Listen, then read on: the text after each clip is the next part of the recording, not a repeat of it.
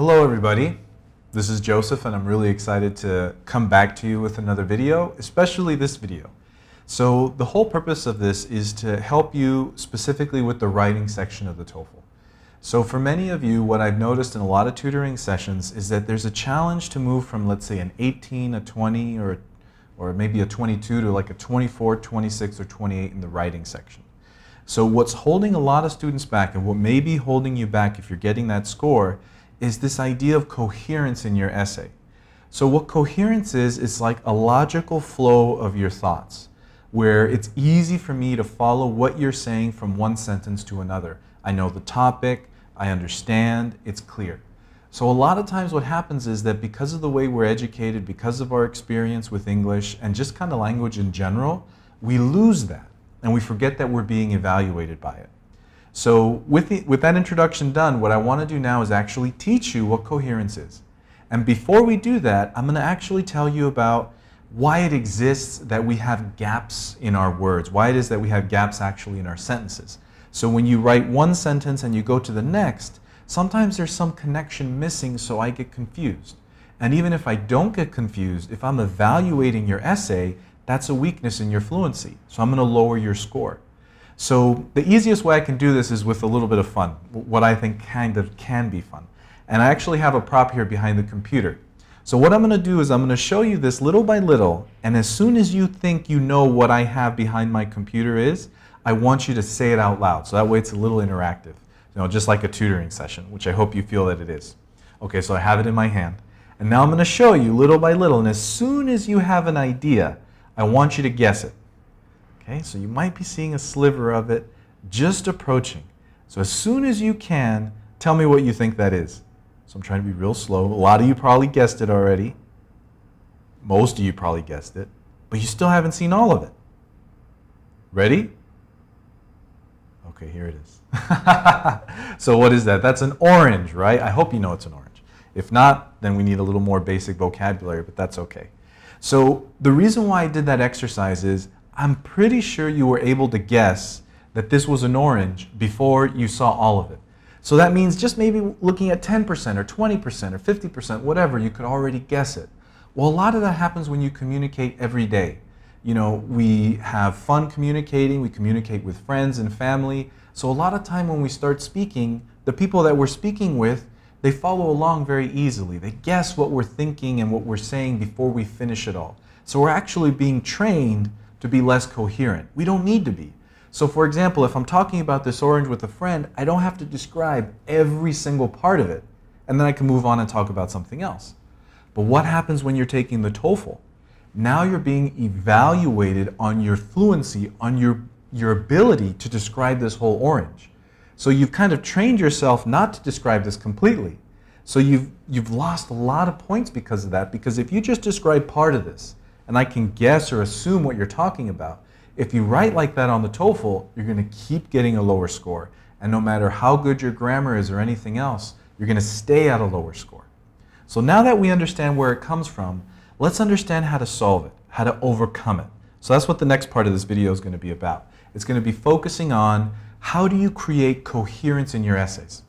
Now, I'm going to put up on the screen a little essay that I've written, a very short one to teach you this idea.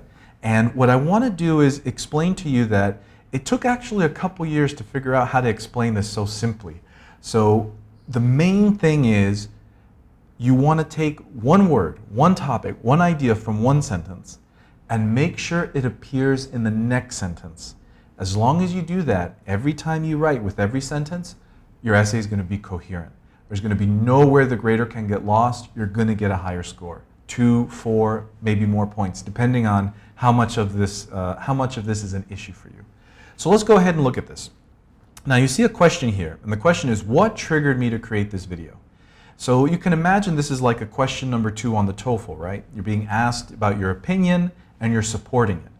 So how am I going to answer this question? I need more than one sentence. So I'm going to tell a little story. I'm going to give a little background. But in doing that, I don't want to lose coherence. I don't want to lose focus. So let's look at the first sentence I wrote. At around 1 p.m. last week, I had a tutoring session with a student. Now this text If you look at the link below this video, or you look at below this video, you actually see this so you can follow along more easily. You might want to print it out. That way you can circle some words as I circle them, and it'll help you learn. So again, at around 1 p.m. last week, I had a tutoring session with a student. If you look at the next sentence, I have to create coherence, right? This student struggled with coherence in his essay. So what I want to do is show you that you already know what word I repeated, right? The word about the student. And as long as I do that, I'm not lost. I'm completely connected here. Now let's look at the third sentence. Many of my previous students had difficulty with coherence. So you see that there's a repetition of more than one word, but you just need one. And here we're going to pick coherence, because that's the topic. That's what I've been focusing on. So you see the repetition there. And if you have the text printed out, you can circle along so you really get it, not only hearing and seeing, but also physically doing. So let's look at the fourth sentence. I decided to create a lesson about coherence for our students. So you see, about coherence creates connection. Again, I'm repeating that word. I also added for our students, which repeats the idea of students. If I deleted those, if I just put I decided to create a lesson, there's not a strong element of coherence here. So you do want to repeat those words. That way I don't get lost, you get a higher score from the grader. Now let's look at the next sentence. Most of our students enjoy learning through videos. So you see here that our students is actually what I'm connecting with from the previous sentence. So you see kind of the flow, right? You just got to repeat one word. As a result, I decided to create the lesson with this video. So I talked about videos before, right? Students enjoy learning through videos. And then I repeated that word, that topic, decided to create this video. And you see that the final sentence answers the question. So as I write, of course I'm answering the question, but I'm going sentence by sentence. So I hope that was pretty clear. I hope that was simple, but coherence is a challenging topic. There's a lot more that I can teach through this. So for some of you, you're pretty fluent, and this video is really going to open your eyes. You're going to get a higher score. For others, this might be a little challenging, and that's normal because this is a tough topic. And so what we actually have is an actual program that we created that goes deeper into coherence so you can really learn it and understand it. And that's going to come out in a few weeks after I kind of release this video for you guys. So I hope you found it helpful. Now the next thing I want to do is give you one final tip. When you see something once, like this video, you create awareness. When you watch the video or review something a second time, you start to develop understanding. And in my opinion, when you look at it a third time, you start to create mastery. So my hope is this video was helpful, and you can kind of just maybe pick a section of this video to review and review it again 2 or 3 times so you really get the idea and focus on applying it when you write your essays. So final tip, do this for question 2 of the writing. Do this for question 1 of the writing, you're going to get a higher score. Do this for the speaking section when you speak, you're going to get a higher score. Be aware of this when you listen to lectures in the listening and when you read articles in the reading, and you're going to follow that information much easier and you're going to raise your score. So I hope you found this video helpful. It's great to talk to you. Good luck in your studies. Have a wonderful rest of the day, and until next time, bye-bye.